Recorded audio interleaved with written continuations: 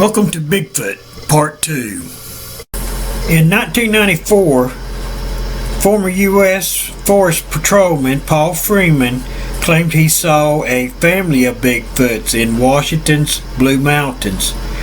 The video is shaky and grainy, but has been deemed the real deal by so-styled Bigfoot experts.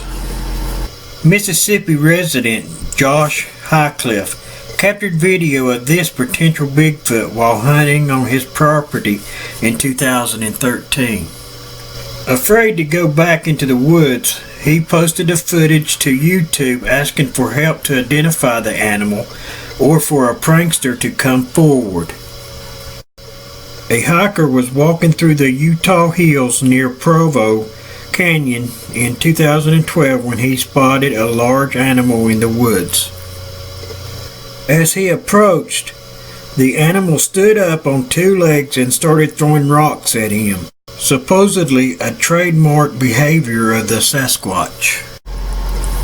Bigfoot sighting reported in California. Fresno County, California, KMPH.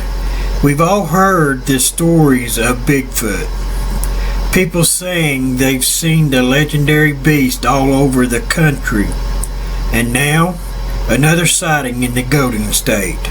According to paranormal expert Jeffrey Gonzalez, the most recent sighting was near Avocado Lake. Gonzalez says a local farmer saw a family of 5 or 6 Bigfoot running on his ranch in the middle of the night. One of them, which was extremely tall, had a pig over its shoulder, and the 5 scattered, and the one with the pig was running so fast it didn't see an irrigation pipe and it tripped, with the pig flying over, says Gonzalez. This story intrigued Gonzalez, but did not surprise him. In the last 5 years, there have been 3 Bigfoot sightings, all in the same area in East Fresno County. I would have never guessed in a million years that you would have told me there were Bigfoot on Shields or Ashland Avenue, right? So I want to know what's going on. Is this for real? Says Gonzalez. He says 5 years ago a woman called him saying her 2 sons had seen a Bigfoot in their orchard one afternoon. A few years later, Gonzalez received a call from a man who said he saw 5 Bigfoot in an orchard across the street from his house. Turns out it was the same orchard where the boys had seen the Bigfoot years before. And now a local farmer says he too has seen 5 Bigfoot on his property. What are the odds of 3 people, 3 different families who didn't know each other within a radius of 2 to 3 miles come and tell me what they witnessed? And it matches up, says Gonzalez. On a Bigfoot expedition a few years ago, Gonzalez says he came back to his truck to find prints on his car. Those prints were tested by a local DNA expert. According to the test, the print matched up with that of a gorilla. Gonzalez also has a footprint mold he believes is of Bigfoot, retrieved from the orchard. I believe there are a lot more people out there who have seen things and are keeping it inside themselves. They don't want to go out and tell people. They don't want to be ridiculed.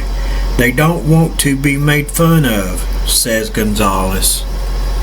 He says now is the time to come out because he, along with several others in the valley, believes that Bigfoot is back. If you think you've seen something, email Gonzalez at sangerparanormal@aol.com. Experts are theorizing that the bear that saved a lost child was Bigfoot. When 3-year-old Casey Hathaway was found by rescuers last week after 2 nights lost in the freezing cold woods of North Carolina, he had a very simple explanation to give as to how he survived. A bear helped him, as his auntie, Verena Hathaway, posted to Facebook. Casey is healthy, smiling, and talking. He said he hung out with a bear for 2 days. God sent him a friend to keep him safe. God is a good God. Miracles do happen. While obviously extremely cool if true, this seems unlikely. A bear researcher, Chris Servan from the University of Montana, unambiguously told The Guardian, "I've never known such a thing to happen. Bears don't do that." We can all agree that it is surely miraculous that little Casey survived, but we must also all agree that it is pretty unlikely that it was the friendship of a bear that allowed him to survive. Luckily, there is a very simple, very plausible explanation for how he managed to survive. Bigfoot.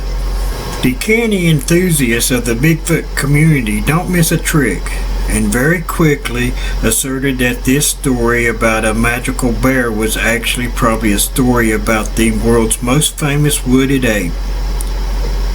From the website of paranormal radio show Spaced Out Radio. Casey said he spent 2 days hanging out with a bear. A bear, for the record, bears hibernate in the cold months of winter, and there are no reports available of bears coming out of hibernation to tend lost children. However, also on record are many reports of Bigfoot helping lost children.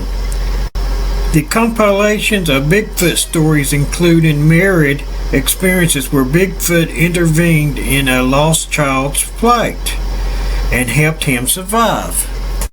So did Casey Hathaway spend 2 days with a bear, or did he spend 2 days with a Bigfoot? Could this big, furry creature, who many believe is just mythical, have cared for and kept alive for 2 days in freezing climate weather a 3-year-old toddler who wandered off and got himself into a perilous situation?